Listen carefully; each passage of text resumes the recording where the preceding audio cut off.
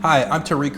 I'm CEO and co-founder of Scene.co, and my co-founder Mortiman and I came into a lean startup machine to test some of our riskiest assumptions with our startup. We had built an incredibly technical demo that did this amazing thing of stitching all these videos together from concerts. We only had one problem, and that was we didn't actually have any users. So we decided to test our riskiest assumptions, go into the weekend, and see what we could find. So the first thing we realized as we got more familiar with the process was we hadn't even identified what market or customers we were trying to appeal to. We thought we were building this for everybody. But as we start to get more familiar with the process, we realized, you know what, we're really interested in focusing on people that love live music, and traditionally those are folks that are in their 20s and 30s and have a little bit of expendable income and free time. And as we talked through what we were building and why we were building it, we realized that the riskiest assumption of all was that people actually want to see shows that they miss. In other words, we don't have enough money or time to see all the bands we care about, but maybe the next day or the next week we still want to catch up on that show. So the success criteria that we set for ourselves was let's talk to 10 folks, 30 years older or younger, who actually care about checking in on the shows that they miss. So, the first step is to get out of the building. So we got out of the building, we talked to at least 20 folks, probably more actually, and what we found was, yeah, people really like to see shows, and they do care about the shows that they miss. Now, we were getting familiar with how the Javelin board works, and I would say that we probably didn't test a strong enough hypothesis with a strong enough success criterion. So just what we found out was, yes, people care about the shows that they miss, but we didn't really know about why or what they do to catch up on them once they have missed them. We're learning about the process, and we're learning about our own assumptions and our startup, and we're realizing that we really have to drill down on this customer type, and we really have to drill down on the problem, and we really have to drill down on the solution that people go and find for this problem. And so we said, let's actually narrow the target audience down to 18 to 24-year-olds that are active on social media, that go actually read reviews of shows that they miss, and that go catch up online on various social platforms to find content for shows that they miss. Because that was really the thing that we were building, and that was the riskiest assumption that we needed to test, was that people actually go and catch up on these shows by viewing videos or photos or talking to their friends. So we've done sort of the first column of the Javelin board now, and one of the things we've realized is that actually we need to get much more rigorous with how we use the board and honest with ourselves about our assumptions and the things that we're testing and who we're testing it with. So our riskiest assumption on this column is that 18 to 24-year-olds who are active in social media, whose identities are wrapped up with bands and shows that they go see, actually spend time after a show that they miss catching up on the media, like for instance, video, photo, or reading reviews and talking with their friends about it online and social channels. And the success criteria that we set up was at least half of the people that we talked to, in this case 5 out of 10, have to be going after the fact on a show they miss and viewing a YouTube video, viewing photos, talking on Facebook to their friends about the show, or reading a review. So we did a number of things to get out of the building on this one. We actually went online and offline. We went back to Union Square. We also went to music clubs. We talked to folks. We asked them how old they were. We asked them if they're active on social media, meaning they're once a day getting on Facebook or Twitter or something like that. And we also went to fan boards.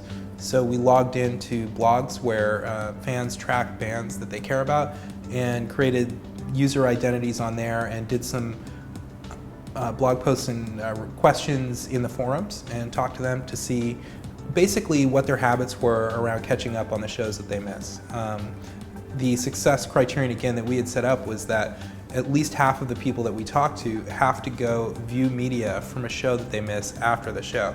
So probably the most disappointing moment in the weekend was that we found out that actually half of the people that strongly identify with being music lovers, going to shows, seeing bands, don't actually go after the fact and catch up on media. They don't really read reviews. They don't talk to their friends about the show unless it comes up. I think we found one woman in Union Square who was a college student, and she would actually go onto YouTube after a show and view multiple uploaded fan videos from the shows that she was missing, and she could name all her favorite venues and all of her favorite bands, and literally just the day before had been on YouTube looking at video footage.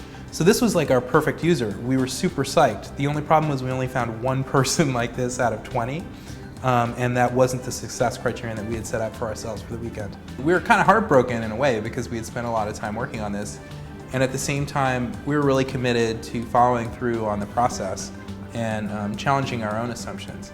So one thing we knew is that we're really interested in collecting media around events and things that happen in the world, and we even had technology that we had built to do that. But the question was, is that actually valuable to anybody? Who is it valuable to, and how would they use it? And so we started talking to mentors at Lean Startup Machine, and we also started talking to ourselves, and then ultimately doing calls out to folks that work in various industries, including advertising, promotion, event organizing. And it was while talking to event organizers that we stumbled across an aha moment. Many event organizers, in fact all of the event organizers that we were talking to, do some sort of promo after an event to their sponsors, and they usually do it by hand. They gather some cool photos, they put some stats together like the reach on social media for the event, and they say thanks. And they do that to both validate the sponsor's spend, and the next time around to send to potential sponsors and say, look at how valuable these events are. And so that was a crucial moment for us to realize that we had something to work with and start our third experiment.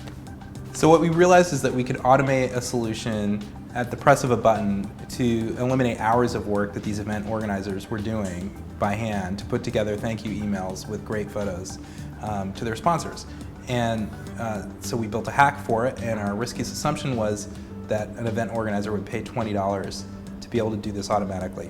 So the solution that we came up with was to actually write some code that would scrape the tweets and photos that had already been shared, go back and capture them all and represent them in a similar way to the way that the event organizers were already doing by hand, so that we could do a press the button, automatically create something that would be valuable for sponsors for the event.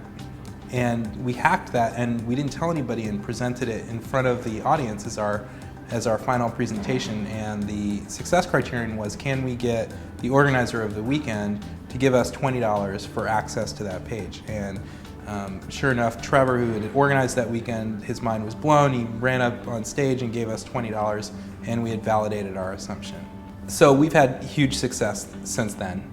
Not only has Lean Startup Machine stayed a customer of ours, but we've expanded that out to other folks like New York Tech Meetup. We're working with Bowery Presents. We've gone from just planned events to music events as well, and also breaking news events. And in fact, we were one of the first companies selected for the New York Times Incubator, and we have some of New York's best angel investors like Dave Tisch, Andrew Roche, Thatcher Bell invested in us, and we now have thousands of users on the platform, thousands of page views every day. It's been an incredible ride for us.